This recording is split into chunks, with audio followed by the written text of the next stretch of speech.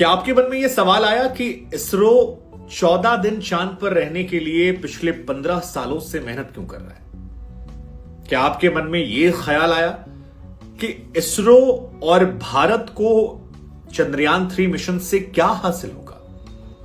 क्या आपको यह सवाल मन में सूझा कि भारत में लोग इतने ज्यादा गौरवान्वित क्यों महसूस कर रहे हैं? आपको सोचना चाहिए यह सवाल कि चंद्रयान मिशन की शुरुआत कैसे हुई और क्यों भारत समेत दुनिया में इसकी तारीफें हो रही हैं। आपको यह जानना चाहिए कि पिछली बार जो लैंडर विक्रम था वो क्रैश क्यों हुआ था और इस बार क्यों हम उम्मीद कर रहे हैं कि सब कुछ सफलतापूर्वक हो जाएगा। आपके मन में यह सवाल आना चाहिए कि चांद पर लैंडिंग इतनी ज्यादा खतरनाक क्यों होती है, क्या असर है वहां पर, क्या चीजें अलग हैं। यह सवाल आपके मन में आना चाहिए।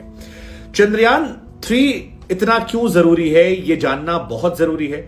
लेकिन लॉन्चिंग कैसे हुई, चंद्रयान 3 जो है उस पर खर्च कितना किया गया, इस खर्च से हमें क्या मिलेगा, सॉफ्ट लैंडिंग क्या होती है, चंद्रयान 3 की सफलता के बाद भारत समेत दुनिया में क्या बदलेगा, और तो और चंद्रयान 3 पर निगरानी कैसे होगी इसके जरिए।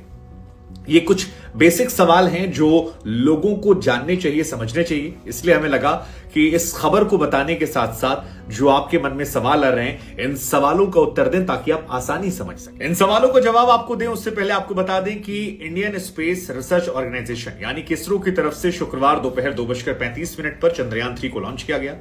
आंध्र प्रदेश के श्रीहरिकोटा के सतीश धवन स्पेस सेंटर से इसे एक रॉकेट के जरिए चंद्रयान को स्पेस से भेजा गया। अच्छी बात यह थी कि 16 मिनट के अंदर यह पृथ्वी की कक्षा में सफलतापूर्वक पहुंचा और इसके बाद जानकारी निकल कर आई कि 23 अगस्त को शाम 5:47 पर यह चांद पर पहुंच जाएगा। लेकिन इस खबर को जानने के पहले आपको याद करना होगा 2019 के सितंबर महीने की 7 तारीख को। यह तारीख बहुत इंपॉर्टेंट है क्योंकि रात को 1:40 थे। भारत में रात चल रही थी, अंधेरा था। भारत का लैंडर विक्रम जो है वो चंद्रमा की सतह पर लैंडिंग कर चुका था। 1 घंटे सब कुछ प्लान के मुताबिक चला। प्रधानमंत्री नजर बनाए हुए थे, टीवी अखबारों में खबर चल रही थी। बेंगलुरु के इसरो में कंट्रोल रूम में तालियों की गड़गड़ाहट सुनाई पड़ रही थी। हम सब गौरवान्वित थे, प्रधानमंत्री उत्सुक थे।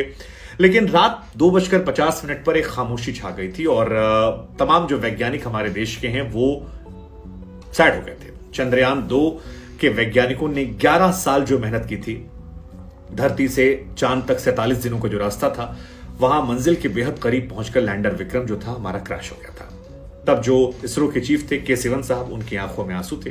प्रधानमंत्री ने उन्हें गले लगाया था और वो तस्वीरें सोशल मीडिया पर बहुत ज्यादा वायरल हुई थी। लेकिन अब 4 साल बाद इसरो उस अधूरे काम को पूरे करने जा रहा है और इन सवालों के जवाब। तो सबसे पहला सवाल है चंद्रयान मिशन की शुरुआत कब, कहां, कैसे हुई है। तो हम आपको बता दें कि साल 2003 था। अटल बिहारी वाजपेयी देश के प्रधानमंत्री थे। 15 अगस्त की तारीख थी और 15 अगस्त 2003 को अटल बिहारी वाजपेयी साहब जो कि अब स्वर्गीय हैं, उन्होंने लाल किले की प्राचीर से कहा कि मुझे देश को यह बताने में बहुत खुशी हो रही है कि 2008 से पहले भारत चंद्रमा पर अपना अंतरिक्ष यान भेजेगा और इसका नाम होगा चंद्रयान 1। ये शुरुआत थी उस दौर में। इसके बाद साल 2008, जैसा कि अटल बिहारी वाजपेयी साहब ने कहा था, 22 अक्टूबर साल 2008 को सतीश धवन स्पेस सेंटर से चंद्रयान 1 की लॉन्चिंग हो जाती है। 8 नवंबर 2008 को ये जो स्पेसक्राफ्ट होता है ये चांद के ऑर्बिट में पहुंच जाता है और ये भारत के लिए एक बहुत गौरवपूर्ण क्षण था। इसका उद्देश्य था कि स्पेस टेक्नोलॉजी में प्रदर्शन के साथ चांद की जो भौगोलिक स्थिति है, वहां जो खनिज है उनका पता लगाया जाए। 14 नवंबर को स्पेसक्राफ्ट ने चंद्रमा की सतह पर एक मून इंपैक्ट प्रोब की जानबूझकर क्रैश लैंडिंग करवाई और इसके साथ डेटा की मदद से वहां पर पानी होने का पता लगा। इसकी घोषणा 2009 में स्पेस एजेंसी नासा ने की थी। करीब 1 साल तक चंद्रमा के ऑर्बिट में चंद्रयान 1 ने 3400 चक्कर लगाए, वहां से डेटा भेजा। हालांकि 29 अगस्त 2009 को उससे हमेशा के जो संपर्क हमारा था वो टूट गया और चंद्रयान 1 यहां पर क्लोज हो गया। अब शुरुआत होने वाली थी चंद्रयान 2 की, जो और ज्यादा स्पेशल। अब चंद्रयान 1 काफी सक्सेसफुल रहा तो भारतीय वैज्ञानिकों को लगा कि यार चंद्रयान 2 में कुछ और बड़ा कदम उठाते हैं, सपने थोड़े और बड़े देखते हैं। और इसलिए इसरो की तरफ से तय किया गया कि चंद्रमा पर इस बार हम सॉफ्ट लैंडिंग करेंगे और रोवर की मदद से चांद पर जो एलिमेंट्स मौजूद हैं उनकी जानकारियां जुटाएंगे। पहले चंद्रयान 2 जो मिशन था वो साल 2013 में लॉन्च होना था। अंतरराष्ट्रीय कुछ एजेंसियां हैं अंतरिक्ष की, उनके साथ मिलकर, रूस की एजेंसी है उसके साथ मिलकर ये लॉन्च होना था। बाद में रूस इस एग्रीमेंट से बाहर हो गया तो फिर इसरो ने तय किया कि इसको किसी और के भरोसे क्यों, इसे हम अकेले ही करते हैं। अब चंद्रयान 2 जो मिशन था उसमें 3 चीजें प्रमुख तौर पर थी जो चंद्रयान 1 से अलग थी। पहली चीज क्या थी? ऑर्बिटर। ऑर्बिटर का काम था कि वो चांद के ऑर्बिट में चक्कर लगाएगा, चांद की मैपिंग करेगा, वहां से डेटा उठाएगा और तस्वीरें जो हैं वो भेजा करेगा इंडिया में। दूसरा था लैंडर। लैंडर का मेन काम था, जो क्रैश हो गया था, चांद की जमीन पर इसे सॉफ्ट लैंडिंग करना था और रोवर को वहां सुरक्षित पहुंचाना था। यही हम मात खा गए थे। रोवर क्या है? रोवर दरअसल एक 6 पहियों की गाड़ी है जिसे चांद में घूमकर वहां से कुछ सैंपल इकट्ठाना होता है और उसको डेटा जो है वो एनालिसिस के लिए भेजना होता है। लेकिन 22 अगस्त को जब ये मिशन हमारा चल रहा था, चंद्रयान 2 लॉन्च हुआ, 20 अगस्त 2019 को सफलतापूर्वक चांद के ऑर्बिट में पहुंचा, यहां तक खुश थे। लेकिन 6 दिसंबर साल 2019 को जब सॉफ्ट लैंडिंग हो रही थी तो अचानक लैंडर से हमारा कम्युनिकेशन टूट गया और लैंडर इसके बाद गायब हो गया। हालांकि इसका मतलब ये नहीं कि लैंडर जो हमारा गायब हुआ था वो उसके पास कोई डेटा नहीं है, वो वहां घूम रहा था और माना जा रहा है 7.5 साल तक हमें वो डेटा भेजता रहेगा। अब सवाल ये कि क्रैश क्यों हुआ था लैंडर विक्रम हमारा, जो काफी ज्यादा देशवासियों को भावुक कर गया था। उस जमाने में इसरो प्रमुख रो रहे थे, प्रधानमंत्री गले लगा रहे थे। तो इसको लेकर बाद में सरकार की तरफ से जो ऑफिशियल जानकारी आई उसके मुताबिक थ्रस्टर जो होता है उसमें गड़बड़ी की वजह से ये हुआ था।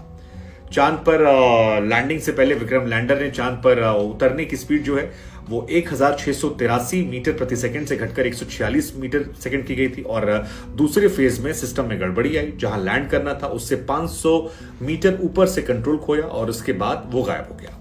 अब आपके जहन में सवाल आना चाहिए कि यार चांद पर लैंडिंग इतनी ज्यादा टफ क्यों है? तो देखिए, धरती पर जब कुछ लैंड करवाते हैं तो बड़ा इजी है क्योंकि यहां पर वायुमंडल है। छोटा सा एग्जांपल देते हैं कि अगर आप हवा से कूदते हैं ऊंचाई से और पैराशूट खोलते हैं तो आप वायुमंडल की वजह से धीरे धीरे नीचे आ जाएंगे और धरती पर आसानी से उतर जाएंगे। लेकिन जब आप चांद की बात करते हैं तो वहां कहानी थोड़ी अलग है। मसलन आप वहां पर अगर पैराशूट से ऊपर से कूदते हैं तो क्योंकि वायुमंडल वहां 0 है और अगर पैराशूट से उतरेंगे तो आप भड़ाक से नीचे गिरेंगे, इतनी तेज नीचे गिरेंगे कि आप बिखर जाएंगे। उतरने के लिए वहां पर प्रोपेलेंट जलाना पड़ता है और क्योंकि ईंधन धरती से सीमित मात्रा में वहां जाता है तो बड़ी चांसेस कम होते हैं। मंगल पर भी उतरना आसान है, चांद पर उतरना थोड़ा। दूसरी कहानी कि भाई वो मिला क्यों नहीं हमारा? तो मिला इसलिए नहीं क्योंकि धरती पर कोई एयरक्राफ्ट जो है उसे आप जीपीएस से पता कर लेते हैं, लेकिन चांद पर लोकेशन पता करने के लिए आपके पास कोई माध्यम नहीं है। वहां जीपीएस है नहीं तो ना लैंडिंग की पोजीशन का पता लगता है और ना ही जहां पर वो उतरा है वहां से डिस्टेंस का। तो ये एक वजह है। तो ऊपर से चंद्रमा का जो साउथ पोल है वो भी अजीब है, मतलब यहां सूरज जो है वो थोड़ा अलग है, लंबी लंबी परछाइयां बनती हैं और उसकी वजह से चांद पर कुछ चीजें साफ नहीं दिखती हैं। लेकिन ये चंद्रयान 2 की कहानी थी। अब आते हैं 3 में। इसरो ने ऐलान कर दिया है कि हमने लॉन्च कर दिया है, तो लॉन्च हो गया है। 3 मुख्य लक्ष्य इसके हैं जो आपको जानना चाहिए। चंद्रयान 3 के लैंडर की चांद की सतह पर सुरक्षित सॉफ्ट लैंडिंग होनी चाहिए, एक। दूसरा, रोवर जो है इसको चांद की सतह पर चलकर जाना होगा जहां ताकि डेटा कलेक्ट कर सके, जैसा मैंने पहले बताया, और वहां मौजूद एलिमेंट जो है उनको कलेक्ट करके वापस भेजना और उनको स्टडी करने मदद करना। जैसे ही चांद पर यह पहुंचेगा लैंडर रोवर, चांद के एक दिन यानी धरती के 14 दिनों के लिए एक्टिव हो जाएंगे और यही सारी कहानी है। अब सवाल यह कि इसमें बजट कितना है? तो बजट जो इसका है वो 700 करोड़ है, तकरीबन आदि पुरुष फिल्म के बराबर ही इसका बजट है। 700 करोड़ की लागत इसकी हुई है।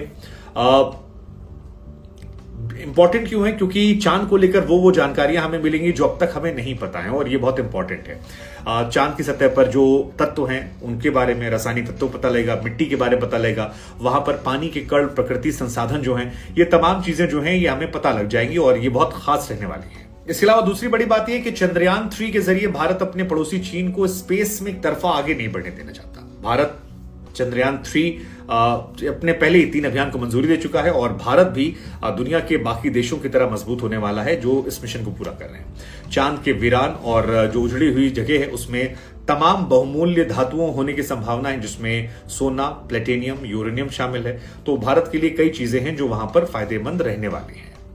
इसके अलावा एक बात आपको और जाननी चाहिए कि चंद्रयान 3 के लैंडर को साउथ पोल पर उतारा जाएगा और साउथ पोल जो जगह है यहां पर चांद पर, क्योंकि अमेरिका, रशिया, चीन इस पर फतेह कर चुके हैं, लेकिन यहां पर इस हिस्से में नहीं पहुंचे। इस हिस्से की जानकारियां जो हैं वो बहुत नहीं आई हैं।